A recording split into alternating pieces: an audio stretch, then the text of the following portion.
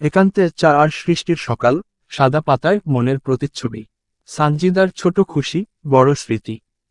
শীতের সকাল, কুয়াশার নীরব জাদু আর নতুন সৃষ্টির ডাক। সানজিদা বলল, আজ শুধু আমি আর আমার পেন্সিল। গরম চায়ের বাষ্প আর ঠান্ডা বাতাস মিলে তৈরি করছে এক শান্তি। সানজিদা বলল, এই ছোট্ট মুহূর্তটাই যথেষ্ট। সাদা পাতায় নিজের ভাবনার গল্প ফুটিয়ে তোলা। সানজিদা মনে মনে বলল, আজকে সরিষা ক্ষেত আর বন্ধুদের হাসি আঁকব। প্রতিটি রেখায় লুকানো থাকে গতকালের আনন্দ।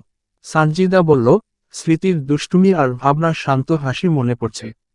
নিজের কাজ শেষ করার আনন্দ সবচেয়ে শান্ত মুহূর্ত। সানজিদা হেসে মনে মনে বলল, আজ আমি রঙের মাঝে নিজেকে খুঁজে পেলাম। প্রতিটি ছোট আনন্দই বড় শক্তি দেয়।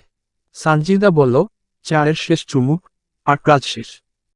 সৃষ্টি মানে শান্তি, আর শান্তি মানে জীবনের ছোট খুশি। সানজিদা মনে মনে বলল, আজকের সকালের এই প্রশান্তি মনে রাখব।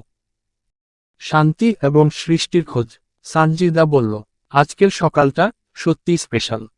আজকের এই ছোট্ট গল্পটি উপভোগ করলে লাইক আর কমেন্ট দিয়ে জানাতে ভুলো না।